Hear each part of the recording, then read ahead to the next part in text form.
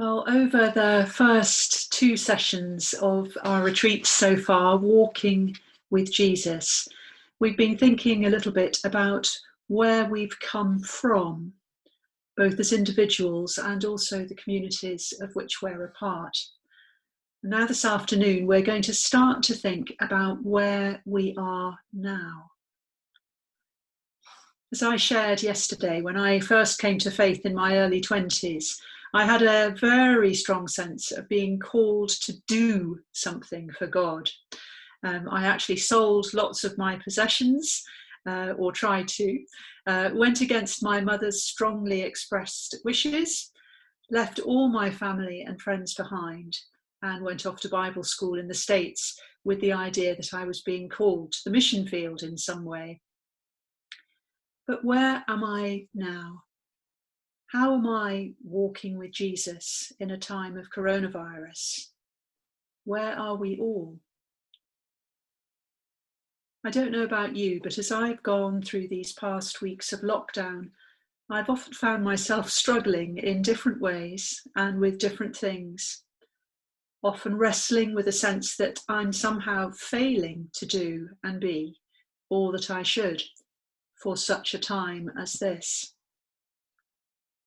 Questions about the future are certainly at the back of my mind, but to be honest, there's been a big part of me that's found it, as much as I can do, to just keep putting one foot in front of the other, keeping on, keeping on. It's been about trying to focus on the journey, simply taking it a day at a time. Some days good or okay, but some days have been really, really hard. And I've been at least trying not to beat myself up too much about that. I've been learning all over again about what it means to walk with Jesus, and that sense that the Christian journey is not a sprint, but it's a marathon that we need to pace ourselves in. And I think there's something about this coronavirus season that reminds me of that need to pace ourselves. So I've been walking with Jesus, both in the sunshine and the shadows. I found myself comforted by remembering the old Footprints in the Sand poem. Do you remember it? A gentle reminder that in the hardest times of our lives, far from leaving us on our own, even if we sometimes do feel that, Jesus is there to carry us. When I told a friend recently how up and down I'd been feeling, she shared the modern cartoon sequel with me. I don't know if you've seen it. I'll show it to you now.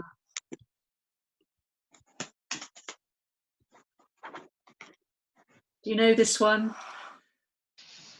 If you can't see it because it's hidden by the little thumbnails on the side, the bit over to the right says, well, it begins, "My child, I never left you. Those places with one set of footprints, it was then that I carried you. But that long groove over there is where I dragged you for a while." I rather liked that and found it quite helpful, actually. Amongst other things, I've certainly had moments of questioning whether I'm even in the right job. Just to get red milk. Is it from you? Sorry. Yeah. There we go. We'll pause that. I've had moments of questioning whether I'm in the right job. My current job title, as you may know, describes me as someone who's supposed to be encouraging others in prayer and discipleship.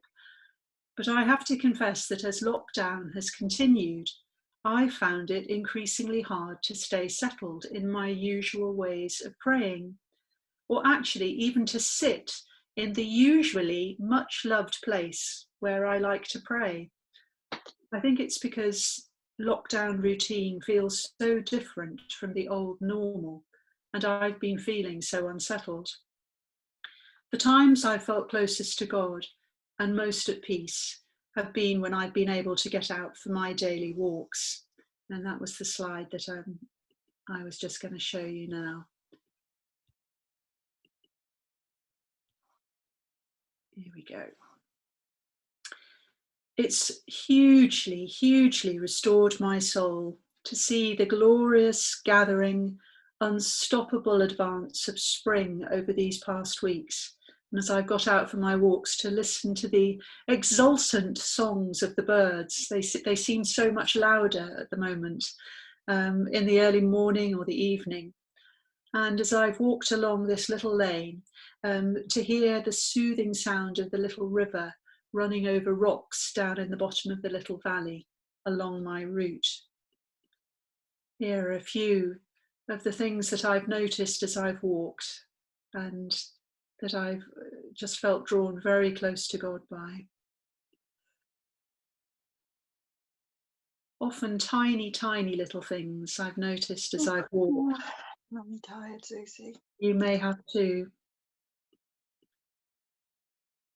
Though even as I describe the blessings and joys of this regular experience, I feel very conscious that for all sorts of reasons, not everybody's able to get out as I can, far less have access to a little country lane half a mile from their front door. So if that includes you and you feel like taking a virtual walk, then let me encourage you again, if you haven't already done so, to try one of the links that are in the retreat booklet, and you could pay a visit virtually to a quiet garden down here in Cornwall.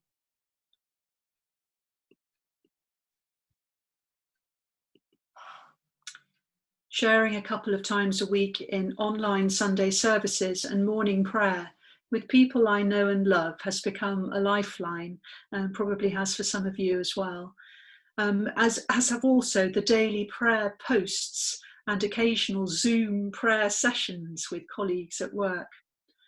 I also still regularly try to use a form of night prayer before I go to sleep each night, usually from the Northumbrian community or Holy Island.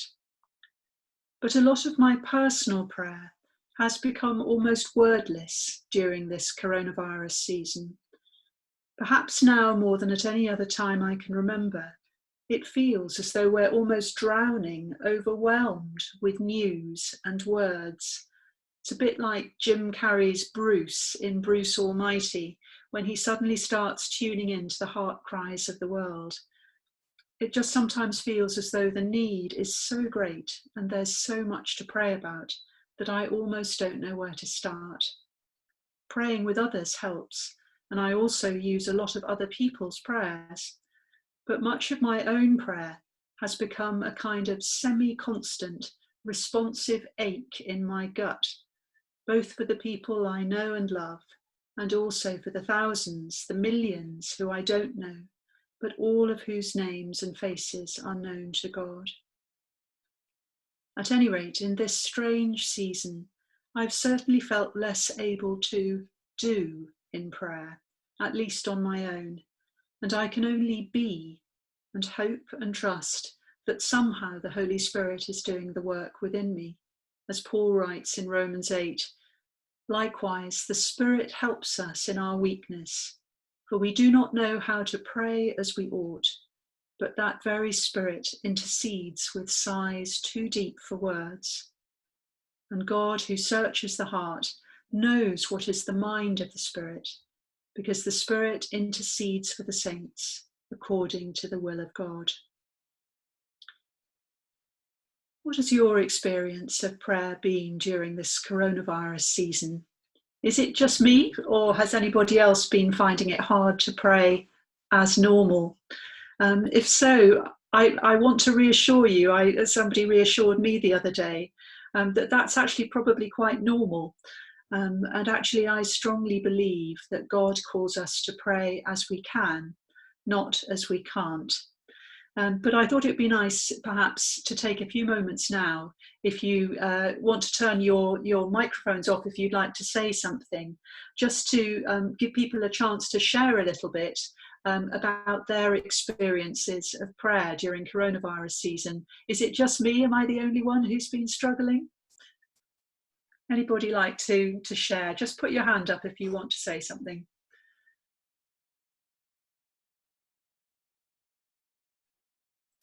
Maybe it is just me. I'm the failure in the pack.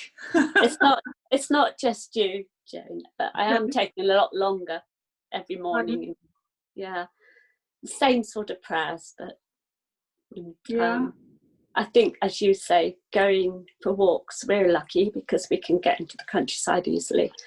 Part of which is the pilgrimage one you took us on when we went up to Greenwich. We're lucky to go up through there and walk down through a partly ploughed field yesterday, which hadn't been ploughed before. And the harvest hymn came to me, we plough the fields and scatter. And I sang that going down. Oh, lovely. Because there was so much beauty there. And, you know, so much thankfulness for what we have. Yes. But what others don't have, you feel the sorrow. You do. You do. Thank you. Thank you. Thank you. I think mine has gone in waves. Yeah.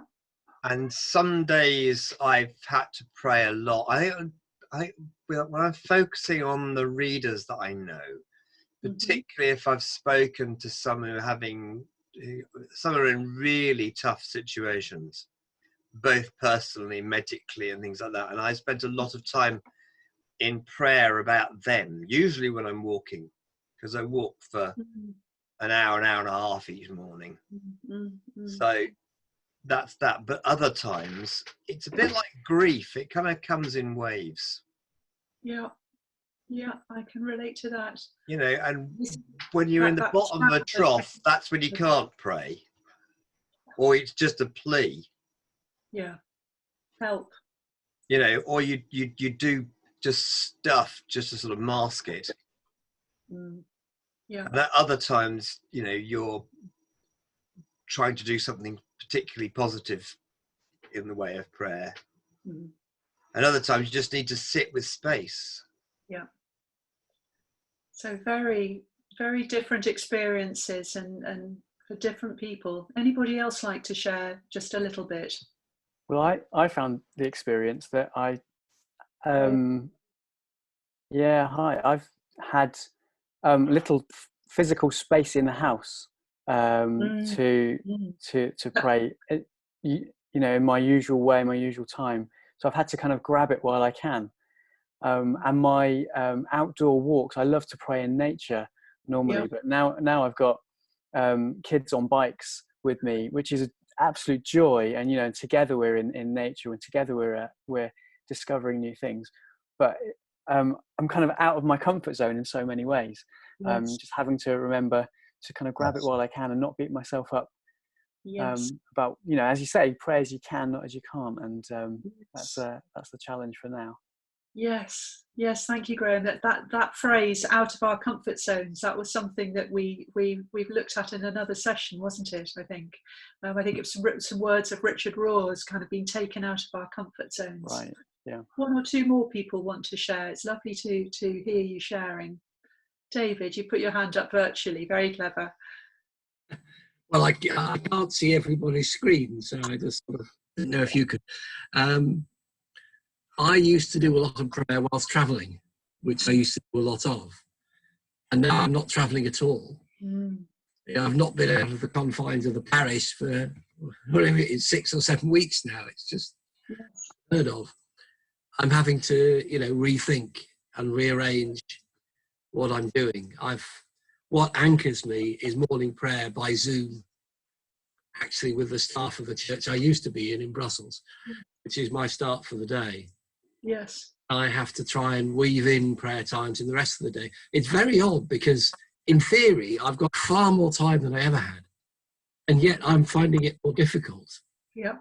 To get the dedicated time, you know, to be praying. It's weird. Thank you. Yes. Sounds as though a lot of people can identify with that. Anybody else before we move on? Well, thank you. That's very reassuring for me to know that other people are out of their comfort zones and sort of finding it different in different ways, and that kind of recurring theme, I think, of creation being a kind of place for people to draw close to God.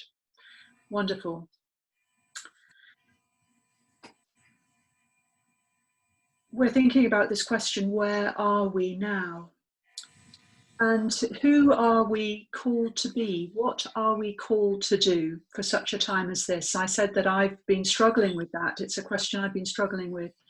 Maybe the question should not be about who are we called to be, what are we called to do, but how are we called to do things? And I wondered if we could just momentarily take a look at some of the more obviously active Beatitudes and see how they might be applied to coronavirus season. Called to be peacemakers, to show mercy, or taking a leaf out of Jesus's Nazareth manifesto, called to offer hospitality in the world. How are we doing these things in a time of coronavirus? Choosing a simpler lifestyle ourselves, perhaps, in order to identify more closely with and share our resources with the poor or those who are struggling in these times, maybe unemployed, suddenly finding themselves having to use the food bank. So literally feeding the hungry, clothing the naked, comforting those who mourn, giving sight to the blind. How might we do that? How might we set free those who are feeling that they're being held captive? I heard a lovely story about an elderly lady who, it sounded a little bit like a widow's mite story almost, but she gave a very generous donation. I think it was probably to a food bank or to a specific need that somebody had. And the person who took her offering said, are you sure you can afford this? And she said, well, I haven't got anything else to spend it on at the moment. I want to share what I've got. And I thought that was lovely. I think there's a renewed recognition of our connectedness and the need to live more simply so that others might simply live, and also to see the earth itself be restored. I think in some ways those things are almost being forced upon us at the moment through the knock-on effects of the pandemic. There does seem to be a renewed desire and determination to see all of creation flourish. And surely this is a golden window of opportunity to go for green, if ever there was one. I really, really hope and pray we don't lose sight of that. But also this call to more radically care for other people in whatever way that might be seems to be one of the things that's emerging most strongly as a response to this crisis. As we've said before, it's not only limited to people of faith, of course, but I am sure that our willingness as Christian people and churches to share even more fully than we might normally do in all kinds of caring and compassionate ministries towards our fellow human beings and the cherishing of creation will be a part of that revelation of God's love and goodness that will help draw others towards relationship and friendship with God, both during this time and in the future. It's extraordinary seeing how people are being drawn to prayer, to online services at this crisis time. I was always very struck by what my missionary friends used to say about earning the right to share the gospel with others, sharing it without words through our actions of loving service first, and only then, as St. Francis may or may not have said, preaching it with words if necessary. But is there a danger that we can get so caught up in the impulse to do good, or a sense of guilt if we feel that we're not doing enough? And I often wrestle with that one. Is there a danger that we lose sight in all this doing good of our call to be? Walking with Jesus, in its deepest sense, of course, is about the journey of discovering a relationship, about our being and who we are in relationship to God, and not just about activity, what we do for him. That applies just as much to us as communities and church communities as it does to us as individuals. And I believe it applies just as much in this season of coronavirus as at any other time. I absolutely agree with Richard Rohr, the well-known Franciscan priest, that there should be a natural progression from our contemplative, our prayerful being with God to our going out into the desperately needy world around us and actively doing stuff for God. A continuous loop of being and doing, in fact, with the one constantly feeding into the other. Not, of course, that very many of us can or should actually literally go out into the desperately needy world at the moment, undoubtedly, even though it is more needy now, whilst we're still in coronavirus lockdown, in whatever half or 3/4 or 2/3 way that lockdown might happen to be at any given week. But I suspect that many of us are actually extremely busy doing lots of very good stuff from home. I'm going to put another image up now.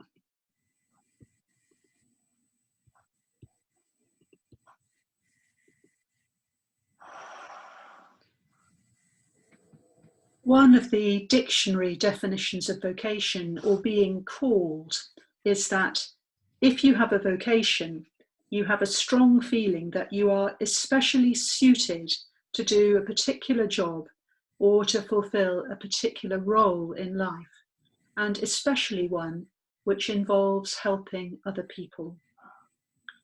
Teresa of Avila put it rather more poetically: Christ has no body now but yours, no hands, no feet on earth but yours. Yours are the eyes through which he looks compassion on this world. Yours are the feet with which he walks to do good. Yours are the hands through which he blesses all the world.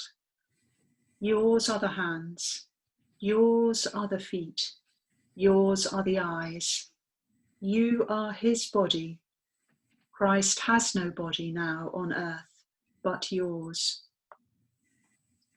I'm sure none of us would disagree with that, and it has been wonderfully enfleshed more recently by modern day saints like Mother Teresa of Calcutta.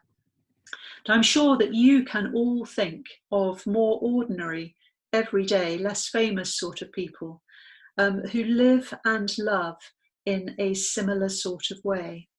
You may have been on the receiving end of God's love and care through somebody like that, or perhaps even be one of them yourself.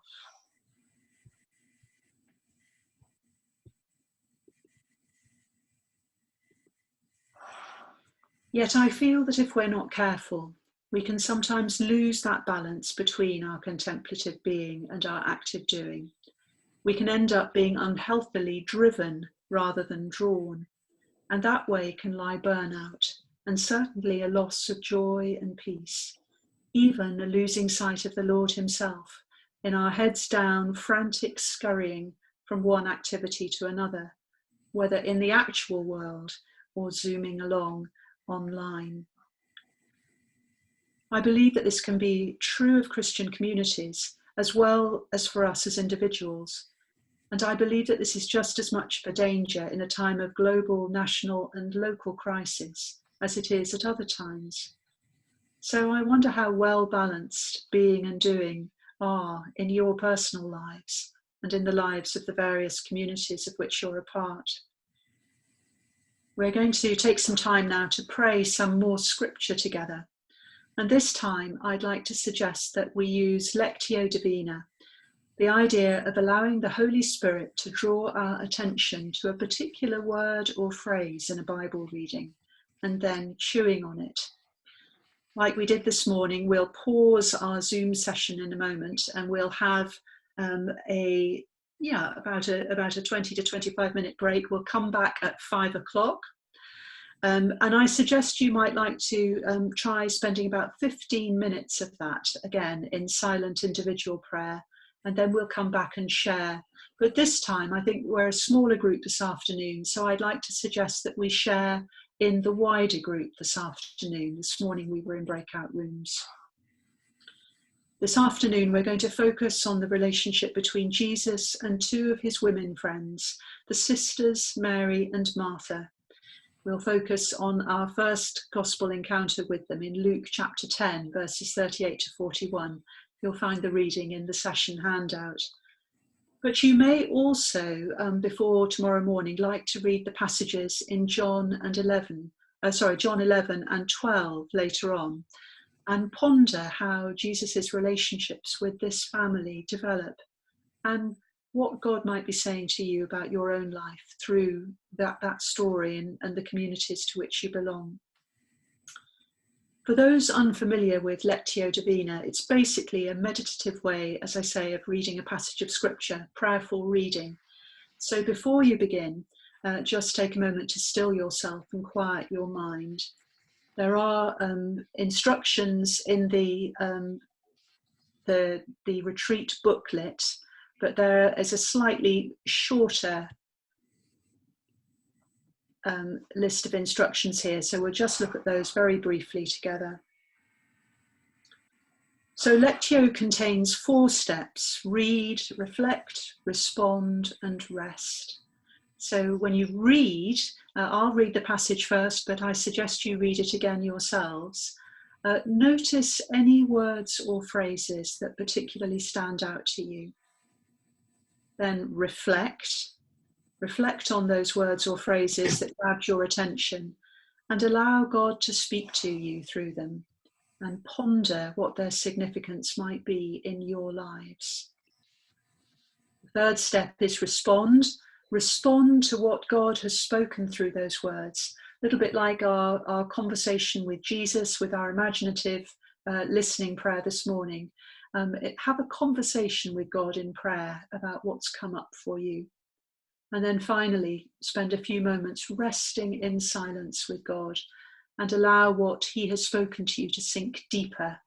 One of the suggestions here is you might want to write down that experience. I hope that perhaps we'll share a little bit of that, but you may want to write it down later. So after I've read the Bible passage, we will go straight into our break. Casper, I hope, will turn off all the microphones, and also you may want to turn your video off, and then we will reconvene at 5 o'clock. So here is our Bible reading. Whoops, oh, where's it gone? Oh, there, I got it already, sorry. Let's just take a moment to be still again.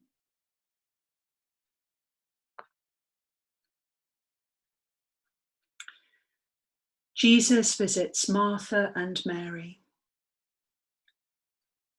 Now, as they went on their way, he entered a certain village, where a woman named Martha welcomed him into her home. She had a sister named Mary, who sat at the Lord's feet and listened to what he was saying. But Martha was distracted by her many tasks, so she came to him and asked, "Lord, do you not care that my sister has left me to do all the work by myself? Tell her then to help me." But the Lord answered her, "Martha, Martha, you are worried and distracted by many things. There is need of only one thing. Mary has chosen the better part, which will not be taken away from her."